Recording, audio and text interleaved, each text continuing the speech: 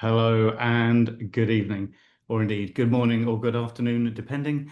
My name is Tom, and I will be the host for this webinar, Navigating Tariff Changes Leading in Uncertain Times.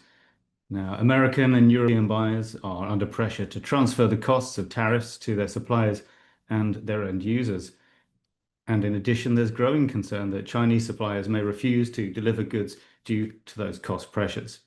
And this raises a broader question.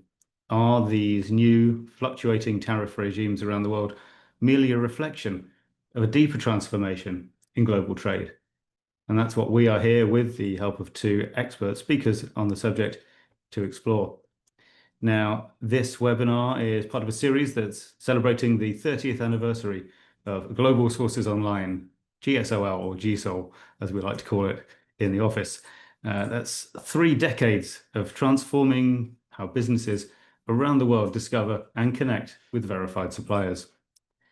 More specifically, this webinar is organized by the SEB, that's the Sourcing Elite Board.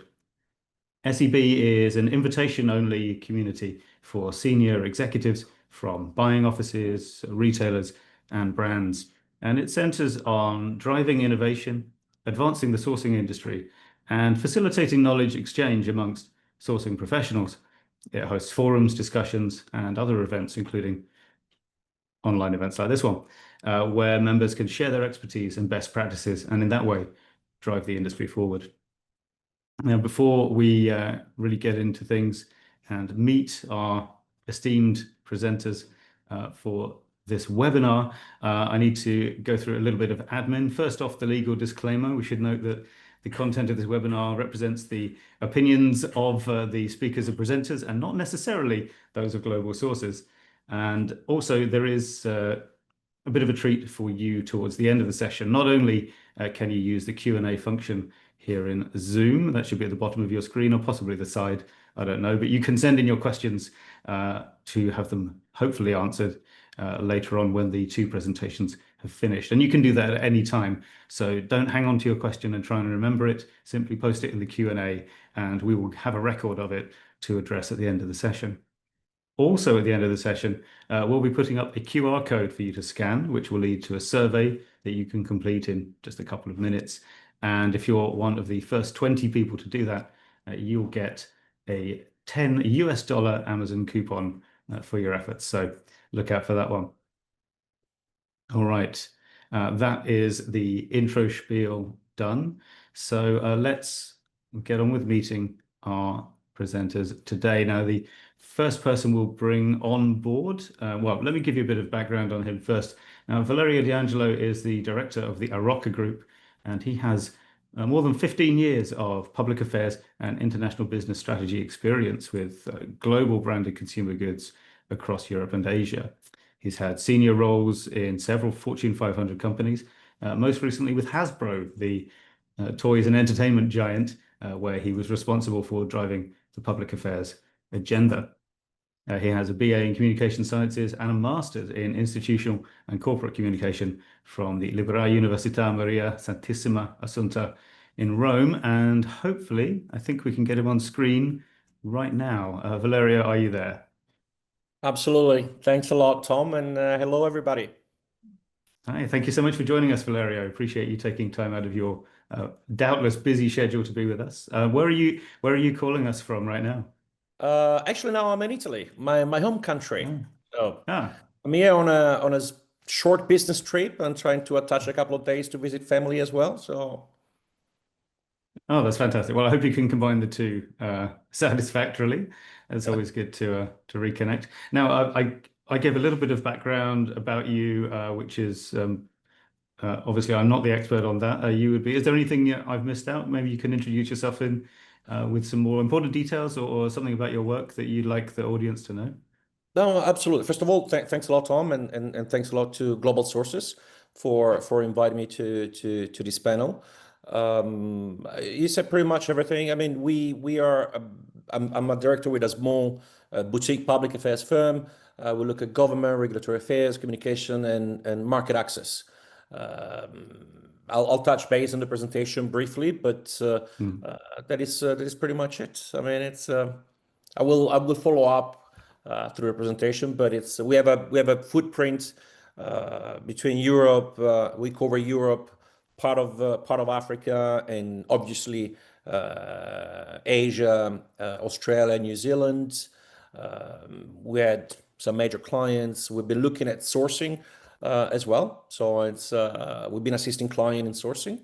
So glad to be here. Really, I don't want to take too Yeah. much of the time. I know people is waiting. They're curious. I hope they're gonna like That's it. true. Yeah, yeah. I know what you. Also, I have lots of questions I want to ask, but of course, I don't want to preempt the presentation. I have a feeling you may Absolutely. answer a lot of them in there as well. So yes, indeed. With no further ado, let's introduce our other speaker tonight. I keep wanting to say tonight, but of course, for a lot of people, it's today. I'll just say in this webinar. Our other presenter in this webinar is Fred Young, the founding partner of Ocean Stone, with over 12 years of investment and entrepreneurship experience. Fred founded Ocean Stone in 2024 and won the EU award for the top 30 overseas service providers in that same year. And his clients range from startup teams to large corporate groups with sales in the hundreds of millions and billions. He is a member of the Sourcing Elite Board, who is based in Shanghai. So we're very pleased to be able to, bring in that connection for you in this session. And Mr. Yang has a Bachelor of Law from Fudan University and a Master of International Business Administration from the Sloan School of Management at MIT. And here is Fred. Fred, good evening, good afternoon. Where are you calling us from? What time is it where you are? Hello, Tom. Yeah, I'm calling from Shenzhen, Ah, the manufacturing center of China. Yeah, fantastic. Yes, not too far away from the very office that I'm sitting in. sure. So yeah, thank you so much for your time as well. It's a pleasure to have you. And again, I mean, I've given a brief intro to you, but could you give an introduction to yourself and the kind of work that you do and your background? Sure. First, I want to thank a lot to the Global Sources to invite me here. And as you mentioned, I just work for the venture capital industry for about more than 10 years. And we are helping Chinese, the new Chinese manufacturers, as well as those people who have passion in new product. So we're helping them, we give them money and help them to grow and help them to sell globally. And now I'm just working to help the Chinese factories as well as a Chinese new product manager who come from the big names, for example, like EcoFlow, the Dajiang, something like that. A very very famous companies, and they are quite innovative. They're trying to build new products, and we are helping them to go abroad and go all over the world and help them to do the go-to-market strategies as well as distribution channels. Yeah. Yeah, fantastic. So you're encountering the supply chain at a lot of different points by the sounds of it. So Yeah. yeah, well, to segue into our presentations now. A bit slow. So oh, sorry, we've got some echo there. I'm just going to get producer Lewis to turn his speakers off. There we go. Right there. Yeah, no need to mute yourself, Fred. That was in our production office. So yeah, no, today's the 10th of July, and there was some concern when we were planning this webinar that with the very significant 9th of July tariff deadline passing, there might not be much to talk about. Happily, that is not the case. The news is continuing to go. And yeah, we have here on the screen the tariff timeline. So I think just a bit of background. It was April the 2nd, which feels like a year ago now, but of course wasn't, that the US unveiled its Liberation Day, so-called universal tariffs, raising tariffs on, including especially Chinese goods, notably to 54%, and ending the de minimis exemption for small shipments. So that was a big deal there. And you can see quite a few landmarks on the timeline there. And I think perhaps the Geneva Agreement, May the 12th, that seemed like it was a big turning point.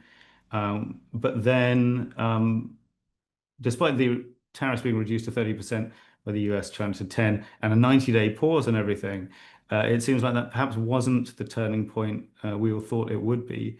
Perhaps we get Valerio. What are your thoughts on that timeline? Is there anything on at this point that perhaps surprised you with how it turned out?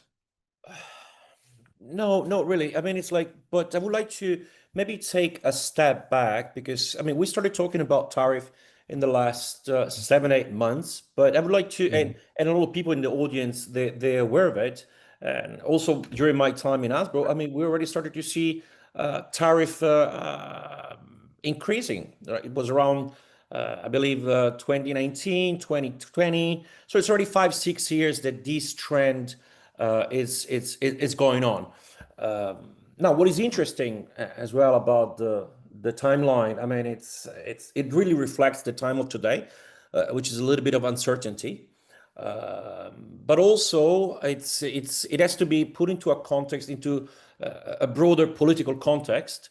I mean, we had recent elections. We're gonna have new elections in October in the United States, which is like going to be the midterm elections, and those are usually, critical moment where politicians try to relook at certain things. I mean, so but it's, I mean, it reflects the time of today. There's a lot of uncertainty. There's a lot of up and down. There's a lot of everything seems to be fixed, but then something else happens. And I believe we're going to be in this situation for a while.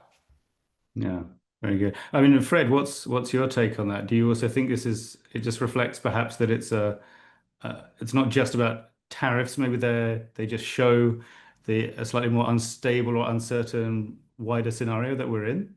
Yeah, I think this is just how to say the movement of the tariff rate is just one, how to say, one what the result of the global economy development. Because as far as I can just imagine that the problem just caused by the slowdown of the global economic growth. So we will face a lot of conflict in economy, and we will face a lot of uncertainties, just as Valerio mentioned. So I also agree that this kind of situation will continue for quite a long time, and especially during these 4 years. And we need to just try our best to adapt to that, and which just trying to deal with the new normal. This is what we need to do next. Yeah. Yeah, very good. Oh, well, I'm sure we'll pick this topic up again later on, maybe around the Q&A portion of the evening. I've done it again, or of the day. But tell you what, let's, Fred, why don't you and I will take a back seat for the moment, and I'll invite Valerio to, please, if you could share your presentation with us and your insights into the topic. Thank you. Absolutely. Thank you. Just bear with me. I'll share my presentation.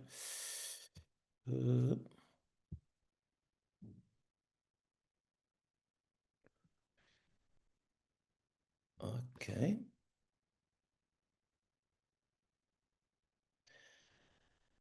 Okay, I'm gonna go very quick on the agenda. We're gonna go like a couple of minutes on who we are, what we do around Asia. We're gonna look at the global trade dynamics as we're used to, and the variables that impacts them. And then we're gonna look at what is this new world meaning to businesses, what is the new world, how it's gonna look like in the upcoming years, and what we believe at Aroca are the right strategy to ensure that there will be the least disruption to supply chain, sourcing, and minimizing the risk. I will try to, in the Q&A, I'll try to answer to all the questions possible. If I will not be able to answer, I will be very happy to get back to you, get in touch, and get back to you. Without any further ado, we mentioned earlier, we are a boutique public affairs firm. I'm based out of Hong Kong. We have offices across Asia Pacific and Europe. We cover public policy, government affairs, regulatory affairs. So we basically help our clients to navigate the complexity of politics, of engaging with governments, regulators, and sometimes we've been supporting them on market access and a lot of different type of projects. We do media, clearly strategic communication and training. This is a quick snapshot of where we are, but I'm not going to spend too much time on it. We basically we have almost a global footprint. Now, let's go into the topic. So this is a picture of the world today, more or less, in the last few years. The colors, the dark blue signifies higher integration, lighter blue, less integration, and then red, even less, and lighter red, even less, which is mainly FTA. So the darker blue you can see is the the EU, the European Union, which is monetary, political, economic union, custom union, you basically, you name it. Then we have the Russian federations. We have the EFTA, Economic Free Trade Area, which is a custom union, but it's not a monetary union, and so on and so forth. So every continent has his own way to try to integrate the economy, and where not possible, they do it through FTAs. Now, looking at the FTAs, clearly, I mean, there's a plethora. There is thousands of FTAs around the world. I mean, those are the big ones, so the big trade areas.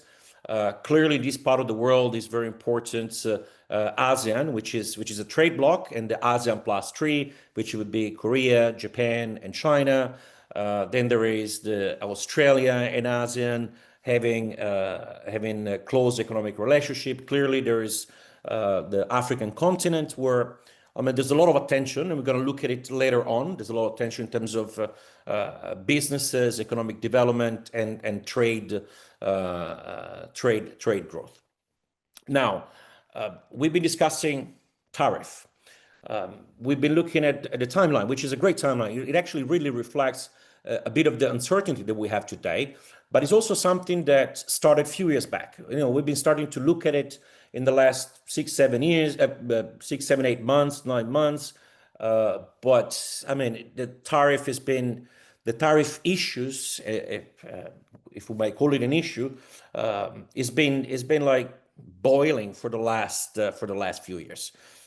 Now, what's my objective is to make sure that we do not look at tariff in isolation, because tariffs are a variable or an element of a much bigger context, which is an interplay of economic, political, technological factors, cultural, social, economic factors. I wanted to start to look at this in terms of some of the events which they basically characterized the last 30, 40 years in 1970s, which, if I'm not wrong, is also 1971. It's the time where global source was established. And it's not by chance that I picked the 70s, because that's where we started the globalization of the economy, of the world economy. We left this abandonment of the gold standards. After that, there's been key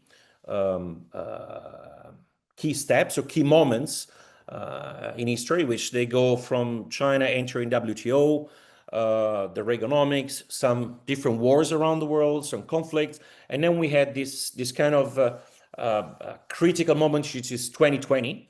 2020 is clearly, everybody remembers, we had the COVID-19 pandemic, and that's where the global trade and supply chain has been major disruptions. Now, I wouldn't call it a new world, because that's a bit of a strong, but we are living in a kind of a new world. I mean, now the complexity of the interplay of these variables, it gets even more complex. There is the health element, which factor in, because I mean, we had a pandemic which unfortunately affected a lot of us everywhere around the world. There is clearly politics. This usually has an impact on politics, and of course, everything drills down to the economy and trade and society. So what is going to happen in the future, and we will see later on what is going to happen also in terms of trade blocks, free trade agreements, FTAs. I mean, companies, actually governments, nations, they will try to build resilience to ensure that they will be able to minimize any supply chain disruptions in the future. And this is something that we'll touch base later on. We think is important that actually businesses will align with this approach in trying to build resilience, diversify themselves, and so on and so forth. Now, what is happening? We are coming from a world prior to the COVID pandemic where the world was very much like galloping towards full integration, full globalization. But now we're starting to have a multipolar type of world. There's stronger key players, European Union, China, Russia. They're a lot more assertive from an economic perspective. There's the creation of a lot of different trade blocs, and there's also a readjustment of certain trade blocs, and we will look at it later. I mean, EU is trying to readjust itself, is the internal dynamics. ASEAN is trying to get further integration. Some other jurisdiction and countries are looking at further economic integration, and a key example is Africa. Africa, it's a very complex business, cultural and socioeconomic environment, but there is a lot of potential. And then clearly, I mean, in this type of situation of uncertainty, there is shifting alliances. Countries, they try to relook at how they're placed within the wider geopolitical context. Now, if we look at what is happening on trade blocks, I wanted to take the example of ASEAN, which is very close to us. I mean, there is a massive potential. They have clear goals by 2045. They want to be the third or the fourth biggest economy in the world. So I mean, there's a lot that to talk about it, and there's a lot that they're doing in this current situation. So they're looking at having by 2028 the trade facilitation, WTO trade facilitation signed by all the members. I mean, if you're not familiar, this is basically those are facilitation in terms of custom payments and so on and so forth within the trade bloc. They're focusing a lot on digital economy. They're looking at trying to sign the DEFA, the DEFA, the Digital Economic Framework Agreement by 2025, around October. I mean, clearly the dates, we cannot take them as carved in stone because there's always moving targets, but there's an incredible focus on the digital economy. I mean, clearly this is going to facilitate e-commerce. Countries like Vietnam, for example, is the forefront in ASEAN to push for DEFA, and clearly the ATIGA or ATIGA. The ATIGA is basically an internal FTA among the countries. They're gonna update it. They're gonna include again the digital element, and there are three areas actually. One is digital. One is sustainability, which it's clearly important not only to do business within ASEAN, but from ASEAN to the world. And we'll see later on with the CBAM in the EU, so there are certain limitations.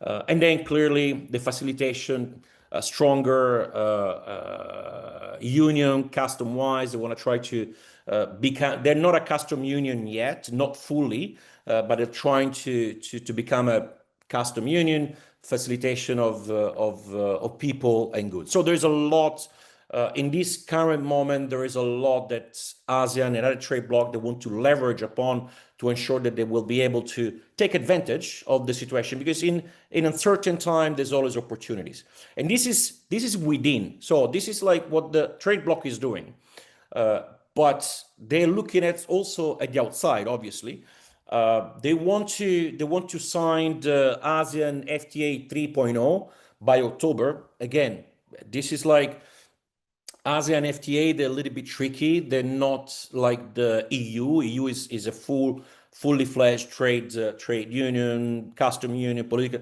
I mean, it's ASEAN. They still have a lot of disparities or differences between socioeconomic conditions of the country, but they want to reinforce and re-sign the ASEAN FTA with China, and this is a good sign. It's a good sign because is there is no, although we're living in a world where we start to perceive or feel isolationism, which I don't think is the case, generally speaking. I think it's a lot of a perception. I mean, you see ASEAN that wants to expand, engage, and look at trade outside. Clearly, they sign up the Regional Cooperation Economic Partnership (RCEP), and they're looking at an FTA with the EU. But clearly, with the EU is a little bit more complex because most likely what's going to happen is going to be individual members of ASEAN that will negotiate with the EU. And then another good news, I mean, there is the potential accession of Timor-Leste into ASEAN. So they're looking at expansion, at a trade expansion. And all the parameters, all the markers for ASEAN in this moment in time, they seems to be kind of positive. So that there is, in situation with a lot of uncertainty, there is a lot of opportunities, I would say. Now, the uncertainties comes from, you see, the disruption of the supply chain, which created a lot of unease in a lot of countries and nations, which means the economic policies now they're a lot more restrictive. There is a lot of focus on self-sufficiency, but this focus on self-sufficiency does not exclude external trade. So it's important to make sure that we don't look at everything in white and black. There's always a bit of gray. So this self-sufficiency, it must be interpreted more building resilience, but not closing to business. That's how we should interpret that. Clearly, I mean, now there are a lot of countries that are renegotiating the trade agreements for different reasons. They're trying to withdraw from some, trying to get into new one, reinforce someone, as we saw on the ASEAN. Now, and those trade agreements, they're not just, and they've never been, to be really honest, they've never been just trade agreements. There's been always like a certain level of strategic partnership in certain sectors or similar kind of view. So, I mean, I wouldn't go into a very negative view of what is happening now. I think we live in a world that went through a massive shock, which was COVID, that took everybody by surprise. So we need to readjust, and the world is readjusting itself. And there's different ways to readjust itself, but there's a lot of positive, I would say, like ASEAN, for example. Now, there's also, so as I mentioned earlier, I mean, we look at countries that they are trying to be more resilient, rightly so, which I believe businesses should align with what countries are doing and engage a lot more. So communication is always key. But for example, the EU is focusing on open strategic autonomy. Now, the open strategic autonomy, it might be seen as, oh my God, they want to close their market. Absolutely not. Absolutely. They want to make sure that their supply chain is diversified, is resilient enough to ensure that the countries that will be able to absorb potential shocks, which means that there won't be geopolitical tensions. Because now we live in a world with a little bit of geopolitical tensions. I mean, clearly we cannot close the eyes. But this is driven by what has happened in the last 10, 15 years. It's been, and then clearly we had the COVID shock. Now, diversification. So building resilience. Building resilience means diversification. Now, the world was very bipolar. Let's put it this way. Or tripolar. There was United States, Europe, and China, the three big guys. And the business and trade flow was mainly, Europe, China, China, Europe, United States, China. So those three guys. But in the last few years, we've seen the global trade expanding, a lot of new actors coming in. One we saw it's ASEAN, obviously. So individual nations and trade blocs. And this is also due to the fact that all the three big players are looking at diversifying their, let's say, their customer list. And again, that's good for business. Diversification, it builds resilience. And now there's a new big player, which is on the mouth of everybody, although not very much, not that many are very active yet there, but is Africa. I mean, sub-Saharan Africa. I'm here on a business trip to discuss some of the things that I'm mentioning you right now. Italy is putting a lot of focus on engaging and on FTAs with sub-Saharan countries. And it's very interesting. It's very exciting to see what's going to happen. So I believe we see at an expansion of FTAs and trade, which they're a little bit different from what we were used to in the last few years, because there's a lot of more variables coming into play. One of these variables, which I touched earlier a little bit, and it's sustainability. I mean, we cannot deny that whatever is going to happen today, either a trade bloc or an FTA, there will be elements of sustainability, which there will be obviously included in any FTA, in any negotiations, but not only because it's the right thing to do, I mean, for the society, but it's also part of, it started to be embedded into the DNA of the countries and the companies. So this is something we cannot discount. And clearly the digital element. Now, just to have an idea, this is from WTO, just to have an idea of what is happening in the trade. Clearly, you can see that 2020, where we had COVID, business went down, went up again. 2024, there's been adjusted forecast. We're supposed to grow, but actually they look at 2025, the trade, the world merchandise trade volume will go down a little bit, around 2.5%. With a rebound in 2026. We will need to see how strong the rebound will be, but clearly North America accounts for the largest dragging goods data. Asia export growth is expected to be halved in this scenario. So everybody's a little bit impacted on this. But having said that, I do believe that there will be uncertainty, but is the upcoming 2 to 3 years, 4 years, there won't be, it's more a matter of business readjusting, countries readjusting, but still I believe trade will grow, opportunities will be there, but you need to be ready for the opportunities. That's the thing. I mean, we're living in a world that is changing. Tariffs are important, as I mentioned earlier, but it's just an element. So as a business, we can look at tariff, but what is important is looking at economic policy, engaging with the right agencies in the right country, both as a sourcing countries as well as an importing country. I mean, communication is important. We need to understand where the world is going. So, and it's very complex. I mean, I kid you not. I mean, but it's like we are looking literally at a new socioeconomic model. The world is rebalancing itself.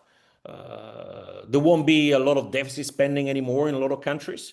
They reach a little bit of the limit, which means that now we are in this rebalancing act.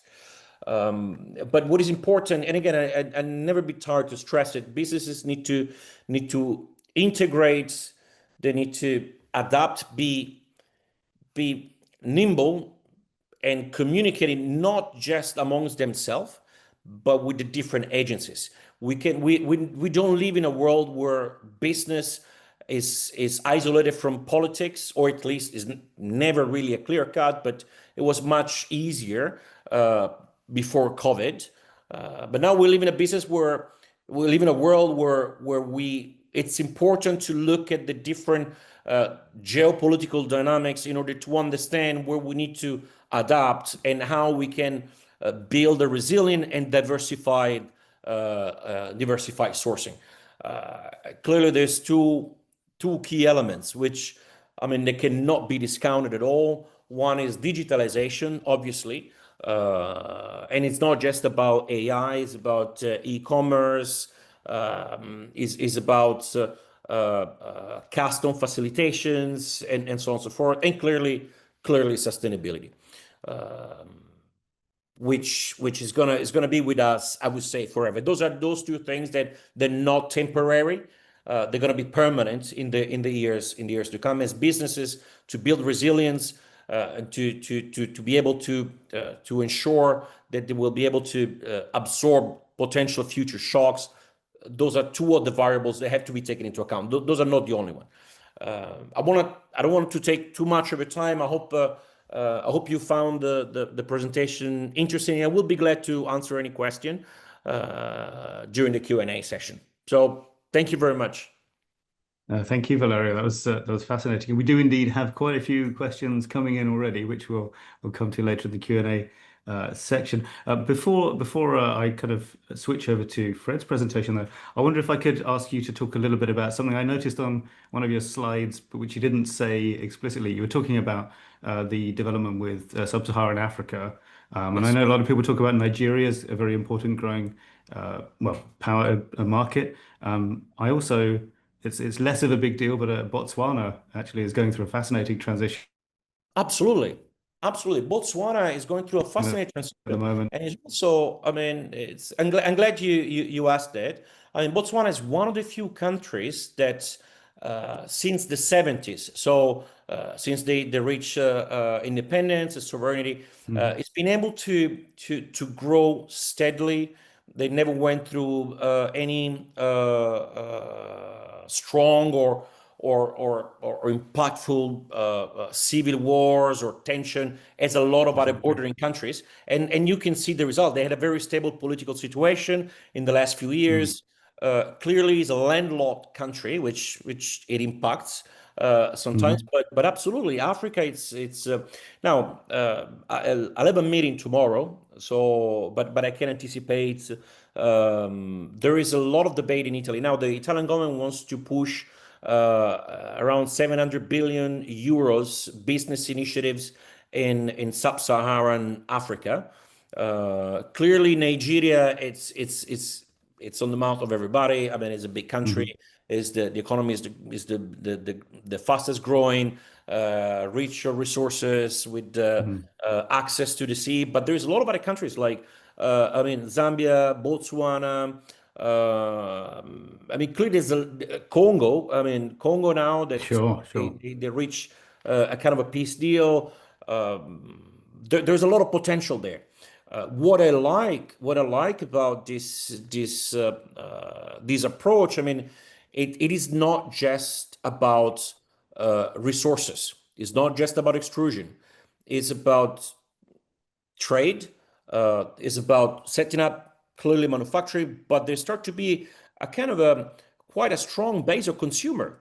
There's a massive consumer base in Nigeria. There's a massive consumer base in Kenya. Botswana clearly is a little bit smaller, but Congo, there's a massive consumer base. So there's a lot of potential. And I think it's going to be good for the global economy. It's going to be good for the US, for Europe, for China, for ASEAN.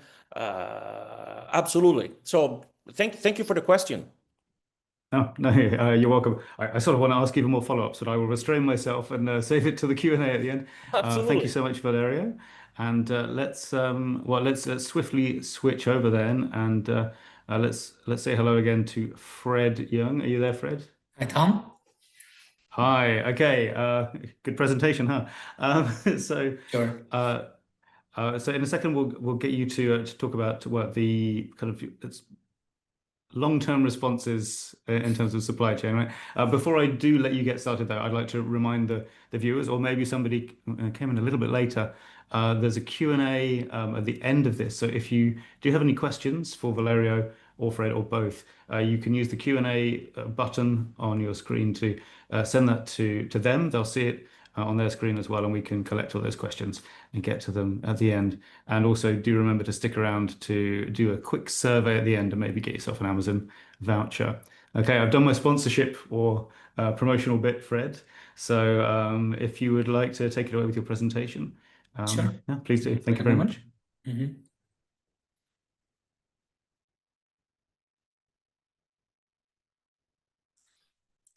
Okay, thank you for all ladies and gentlemen's time. And I'm very honored to share with you about my findings in the tariff war, and especially for those experiences that I had during the last half of the year.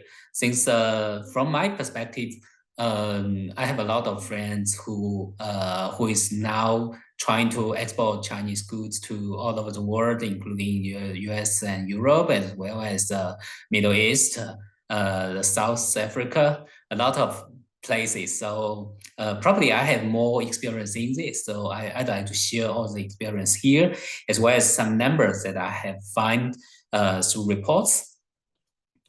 Okay, here's several parts. I have 5 parts to talk about. And yeah, just as we mentioned at the beginning of the panel, the tariff is a long-time supply chain challenge. I believe and it will happen for a long time, and it will last for a long time. It won't just close quickly. So here's some numbers also mentioned earlier. And I like to say that during the Trump one, the tariff rates rises a lot.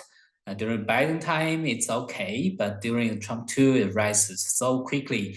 And the 2 points timing is April 2015 and 2025 and May just passed away, and the rates is so high.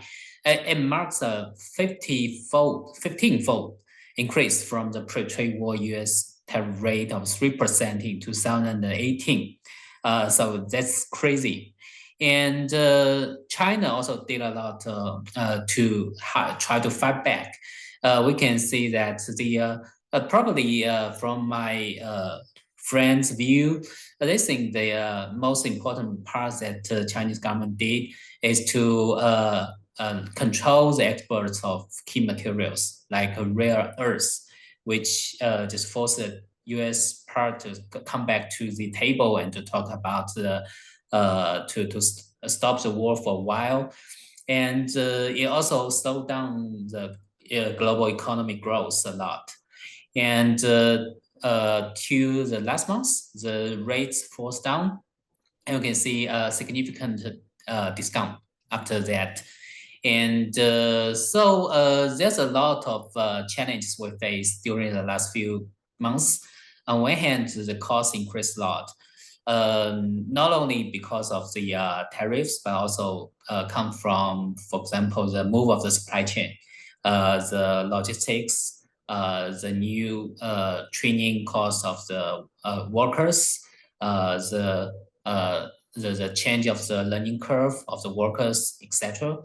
And on the other hand, the trade volume declined a lot, especially between the US and China. And since US didn't just only give the tariffs to China, but also we can say it happens in Europe too, in Canada too, in Mexico. So it almost affects every part of the world. And on the other hand, the supply chain also disrupt a lot, because a lot of factories, they just they live because they have stable orders. But on one hand, for example, China cut the rare earth supply. So in May, the Ford temporarily shut down a factory in Chicago due to a shortage of the raw materials. And also a lot of Chinese export factories also be affected a lot. They have no orders. They are facing situations that they have to feed all the workers, but they don't have orders. It's a tough time for all over the world. So here's a concern of US and EU buyers that will tariff lead to a Chinese supply cutoff. It's a very serious question since maybe April. And when I talk with a lot of friends, they all concerned about this. So we can just learn something from Apple. Apple heavily relies on manufacturing in China, but it's shifting production to India and Vietnam to avoid tariffs. And so in the last month, Apple just released that it expects the majority of iPhones sold in US can be produced in India, while Vietnam produces iPads, Macs, Apple Watch, and AirPods. But however, in the last year, almost 80% of the iPhones still manufactured in China. So it's very hard to move the supply chain so quickly because it's not just moving the factory itself, moving the equipment itself, but also it will affect a lot of factories on the supply chain as well.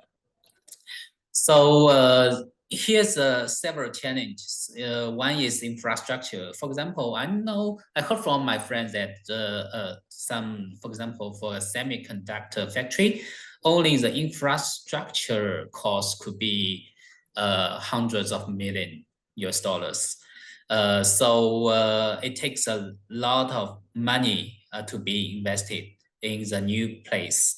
And also the supplies ecosystem. I'm in Shenzhen, and if you want to find a part of several like electronic device, you can just take a call and someone will deliver to you maybe in half of the day. But if you move to another country, probably you need to take weeks or months to get a part. So the ecosystem is quite important. The third part is labor force. As far as I know, several companies has already just started very profitable business that sending Chinese workers to all over the world, including the Europe, including the US. As far as I know, for example, some of the Chinese people just start new factories in Texas, and some of them are sent to Africa, sent to East Europe, and sent to the Southeast to start new factories. So everything is happening, and also regularly, also a big trouble. Cause it's not that easy just move one part of the manufacturing. For example, if you just make the assembling factory to the US, it's not that easy to be identified as a US-made product. So let me just introduce several practices that the giants did in the past few months. For example, the Walmart did, most of the product sold in Walmart are produced in China. And what they did is they are trying to diversify their factories to Vietnam and Thailand, as well as probably Indonesia, a lot of countries from Southeast Asia. And but it also brings several troubles in logistics. For Target, they are just directly cutting China's sourcing from 60% to 30%, according to some newspapers. And since I have a friend who's a supplier for Target, and I talked with him, he said that the Target buyers almost hold the orders for about 3 months, almost 3 months. And during the last month, the buyers just told him to just source a lot of new products in probably 1 to 2 months, and then they plan to hold the orders again. I'm not very sure about the whether it's true situation. Yeah, and also we can learn something from Macy's. Macy's will do a case-by-case strategy that it will just evaluate every product, the supply chain for every product one by one, which is probably a little low efficiency, but still good policy. and the Gap almost closed every shop in China. And Best Buy just announced that they could probably just pass some cost to consumers. So everyone has its way to just deal with this new situation. And for Apple is trying to de-risk and put more manufacturing power in India and Vietnam. So that's Apple's way, but also it's a little difficult to just directly move the factories there because here's a supply chain all around, and it's very hard to just carry all the supply chain there.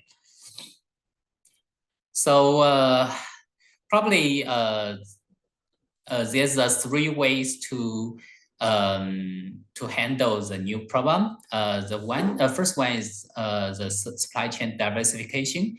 That more factories, more companies are trying to just diversify their suppliers all over the world.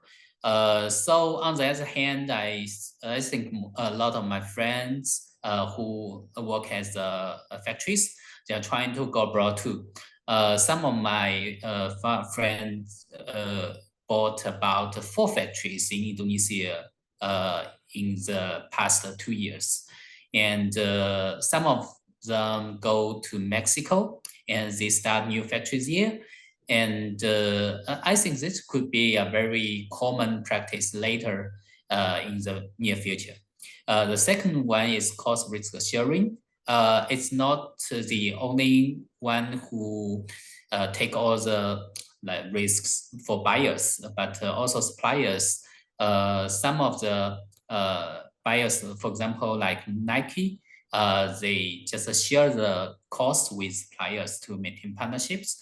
There's also a way to do that. And the third way is to find some financial and tech solutions to help to raise the efficiency of the supply chain to get better profit. Yeah, to make a conclusion, I think there must be a strategic shift during the next few years and focus moving from the short-term cost control to a long-term structure reshaping. We talk about resilience, we talk about agility, and we talk about geopolitical.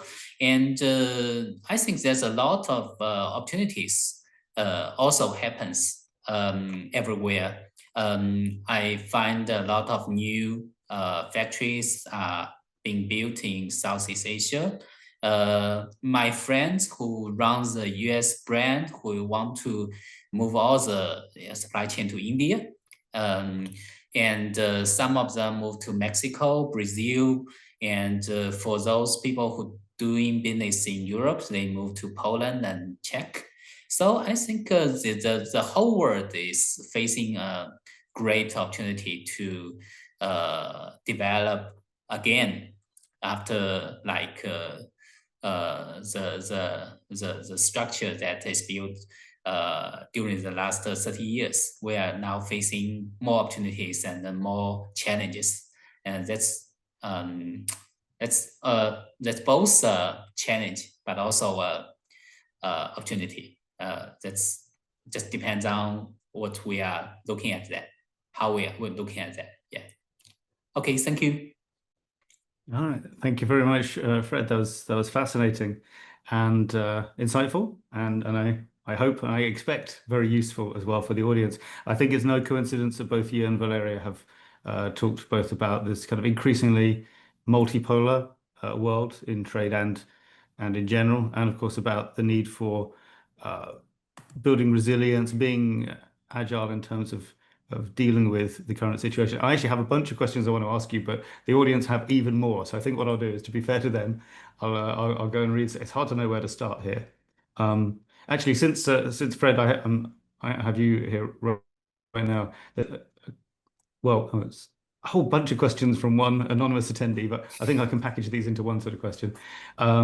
So here is, well, this one is sort of almost impossible to answer, I guess, but do you think there's a best approach to take for mitigating, it says tariff-related cost increases, but that could also be to do with relocation, without raising the prices significantly for customers? And as a sort of sub-question to that, what should importers be cautious about in 2025 and 2026? Are there sort of particular dangers to look out for in the very near future, do you think? When importing products from, well, it doesn't say where from. I'm guessing they're thinking China or Asia. Well, actually, as far as I can see, that the future, there's two kinds of export. One is like, let me just use the word Tem style, or the Alibaba style, which is they just selling goods to other countries without any guarantee on the quality, without any reputation. This is one way. This market is very solid because since the economy goes down and everyone just needs cheaper products. So this is a good way, but okay, but still we are just putting more emphasis on another way, that is building brands, building reputations, building better products for the consumers. So both sides are enhancing during the last few years. I think the importers need to just choose what kind of products that they want to buy, because just according to considering what kind of consumers they are facing. Yeah, because as far as I can see, that the Google ads, the cost of Google ads are rising, which means a lot of new brands are just growing up, and more people are trying to build brands, build better products. And I think in the near future, a lot of Chinese brands or Asian brands will come out with great quality, with great user experience, and they will just go all over the world. And for example, made in China is not just a term for the low quality products. So probably this change will happen, and for importers, probably they could just have more choices. That's what I have in my mind. Yeah. Oh, that's good to hear. A fairly quick one here, but I think quite an interesting question from Samuel, who asks, is it your opinion, actually, I think I'll get Valerio to answer this one as well afterwards, but Fred, is it your opinion that the tariff situation would have happened no matter who was the president of the USA because of the general state of the world economy? Do you think this was always going to happen or something like it? Well, I think U.S. tariff, just only in my point of view, I think the U.S. tariff is just a weapon held by the president, who want to just show the muscle, and as well as to gain some more impact on the world's what's fair, and but. It's not the result of the just a conflict. It's just a method of conflict. Yeah, a method of it. And Valerio, what do you think? Was it something like this always? Well, was it inevitable, or is it personality based, or not? So, you're muted, I'm afraid, Valerio. Sorry. No, there you go. So it's a good question. I mean, it's very complex to answer a question like that. I mean, we can look at the facts. Regardless of the administration, tariff were there. I mean, there was a Republican administration, tariff were there. There was Democratic administrations, tariff were there. So I think it goes a little bit away from the political element, and it's rather has to do with the trade balance of each country, with the national debt of each country. Then clearly, different administration may have different ways of approaching it. But if we look at the facts, regardless the administration, the tariff have been there. They've been increasing, and it's I mean we tend to look at today, but then we have to look at 10 years back or 5 years back, because it started like around 2020 2019. We're in 2025. But if we look at even earlier, there's been always negotiations. I mean, if we go to Uruguay negotiation in 1996, then in 2001. So I mean, it's not really about administration per se. Now, clearly, there's a lot of debate, there's a lot of media, but it's very much the world that is it's fluid, it's changing, which means that countries, jurisdictions, I mean, they try to adjust. I mean, now, having said that, we cannot discount the fact that there are some political drives, which are driven by internal politics, internal changes, or external factors like COVID. But I wouldn't limit it to one element only. And I think it's if we look at the last 20, 30, 40 years, I mean, there's been always like tariff reduction, tariff increase, negotiations.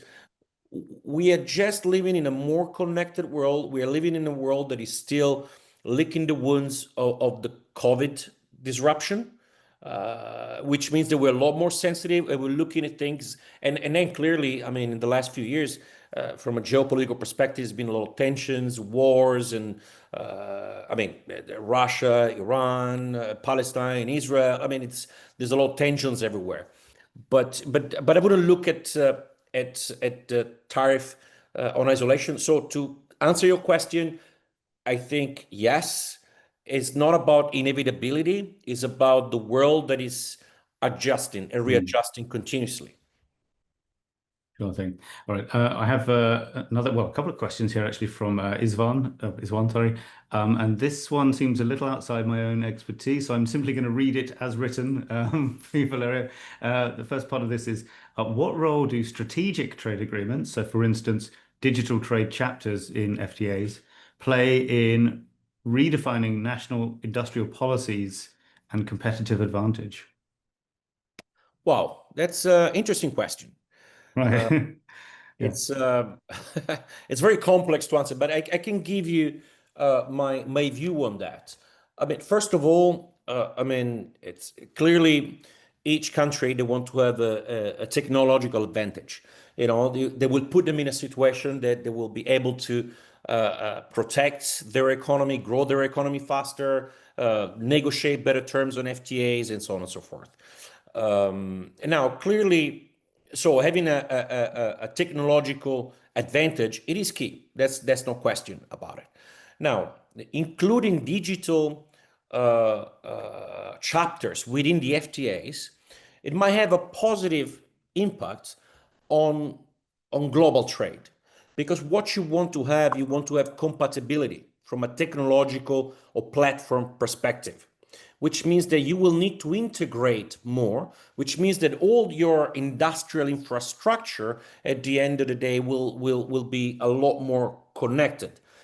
Now, clearly, to do so, it doesn't take an FTA. It takes changes, but I do believe, and the example, I mean, look, the example is very simple. Is the mobile phones. I remember, I mean, before the adoption of GSM, there were different type of systems around different countries, different system, but now more or less they're all very much integrated. So digital chapters in FTAs is extremely important because they help to integrate the economies, and the more the economies are integrated, the less the tensions usually, and clearly there will be an impact on the industrial infrastructure of a country. Having said that, I mean, it's again, you can do from similar economies. You know, it's easier integration. If you look at trade blocs like EU functions because the economies there, social, economic, and cultural factor, they're very similar, which means it's very easy. I mean, when you look at ASEAN as a trade bloc, I mean, digital economy can accelerate, can facilitate, but there will be different speed for different countries, obviously. It will help a lot. So it's a good question. I mean, I don't know if I've been able to provide you with a satisfactory answer. But I agree there will be changes. Digital factors they they will create changes within the country more than just simple trade. All right, thanks, Valerio. Okay, here's one from Margarita. This one I think I'd like to put to Fred, actually. It's a supply chainy one. Margarita asks, well, she asks, how will the latest tariff adjustments and situation affect small to mid-sized importers in the medical device and healthcare space? And I think maybe I could broaden that out a bit, because I guess what we're talking about here, Fred, are products that are complex but also subject to very strict standards. So, Fred, by the way, you're muted. What's your answer to that? Is there kind of a bigger effect on this kind of product than maybe something like clothing or something that's arguably simpler like that? Actually, it's a very good question, and sorry, but I'm not very familiar with the healthcare space. But on the other hand, I think here's another question I'd like to just go back to the last question that they mentioned. What kind of problem or potential risks we should face? I think the two questions have something in common, that since the U.S. will just adjust the tariff rate by the import and export amount to every country since during our experience in the last months. So it's not that just that important to just spread out all the supply chain to all over the world. Just put those supply chain to the countries that you are familiar with. Always do business in your familiar country. Then you will just find that you will save a lot of money on that. So that's my advice. And probably for the middle-sized and small-sized business owners, they face more challenges in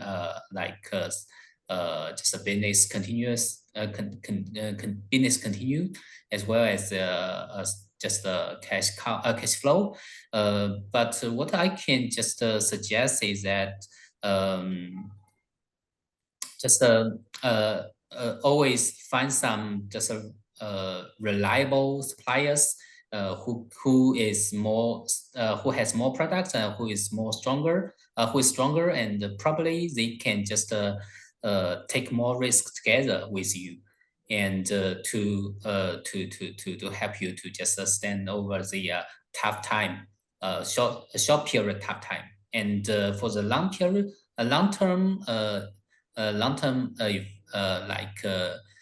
fluctuation, I think the overall rate will just maintain a healthy area that just makes all the commercial all over the world will just move smoothly. Yeah, thank you. Actually, yeah, Samuel had from earlier had a bit of a follow-up question saying that although many suppliers from China have factories in Mexico, as you mentioned, or Vietnam, the United States is also they've kind of thought of that and have also targeted them a bit. So yeah, I think we can all appreciate that simply trying to dodge around a particular policy maybe is not a long-term strategy. All right, let me see. I've got loads of questions here. Okay, let's probably should start wrapping up soon. Let me see. Oh, here's one from Iswan as well, actually, that I think might be a Valerio question, which is looking ahead.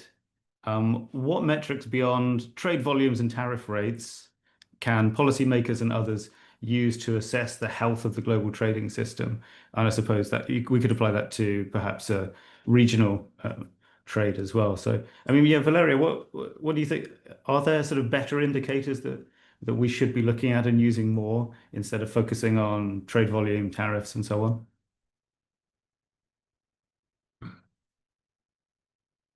Oh, Valerio, you're muted. Sorry. Sorry, I was thinking. So, I mean, those are clearly the basic one, but I think we could look at economic integration. This is why I think it was very important to look at the first slide of my presentation when I showed, I mean, the extremely integrated economies like the EU. So which is custom, monetary, political union, and economies that they go through FTA. So the further integration of trade blocs, like also ASEAN, is looking at, and the number of FTAs and integration. I think those are some metrics which are measurable. I mean, because we need to look at measurable things.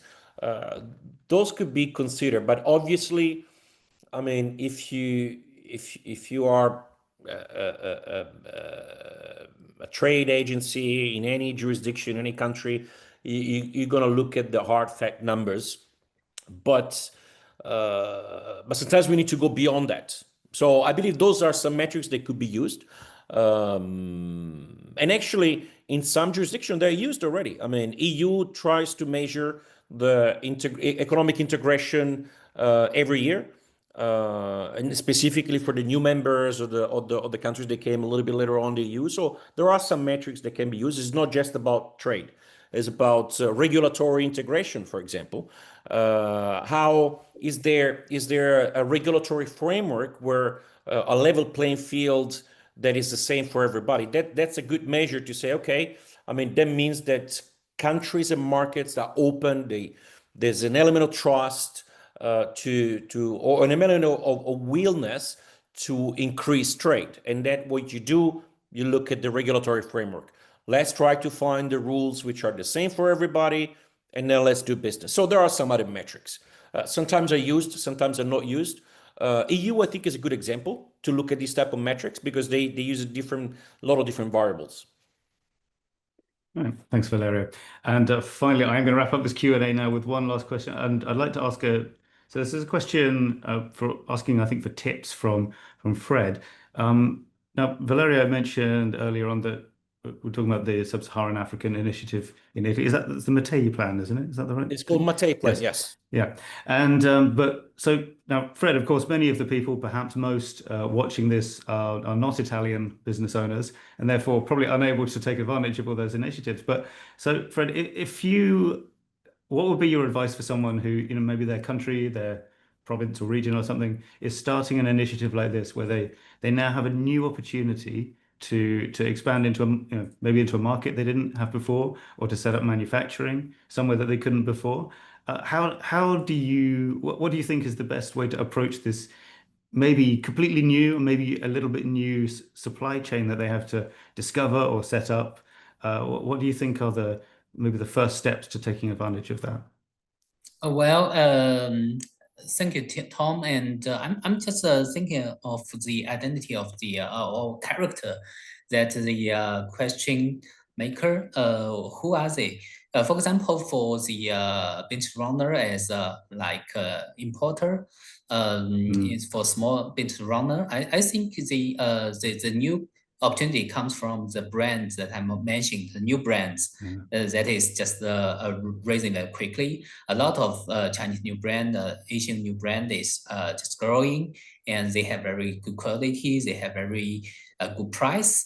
And in China, there's a too fierce competition here, and that's a lot of product with a great price will just going out to globally, and probably they just find them, and for example through not only like Amazon but also from some like brand website, and if they can discover this kind of products, they can just distribute them into local market. I think this is more profitable business, because almost just even though the economy is not that good, but people in Europe and USA as well as other regions.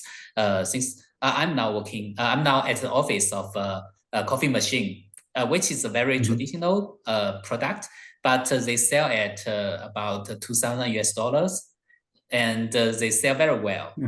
I have a lot of just brands like this. They sell at a very good price and with differentiating themselves, and they are doing very good business. So my suggestion for those importers that is just to go in and find these kind of brands. They are very profitable, and they can just be the distributor channel, and probably they have some new opportunities here. Okay. Yeah. Yeah, thanks, Fred, for that very good advice. We will bring the Q&A to an end here. To those of you whose questions we've not had time to address, my apologies, but I'm very sure that either Fred or Valerio would love to hear from you if you want to get in touch with them via their companies, Oceanstone or Aroka, or presumably you can find them on social media or LinkedIn or something.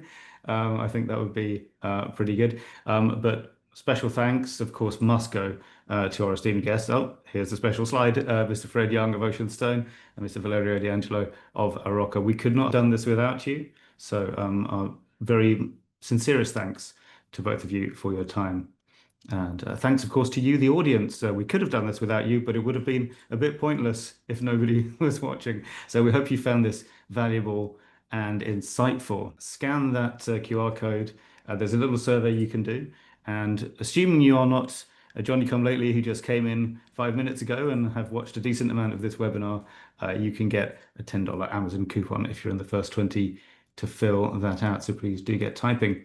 And all it remains for me to say then is to advertise the next webinar in the series. It's going to be about ESG, that's environmental, social, and governance policy. That's right, ESG. And it's going to be on the 21st of August. Exact topics and speakers still to be confirmed, but lock that date in your diary and stay tuned for more news. But until that next happy occasion, thank you very much for joining us. Thanks again to Fred and Valerio, and we will see you next time. Take care. Thank you. Bye-bye. Bye. Bye.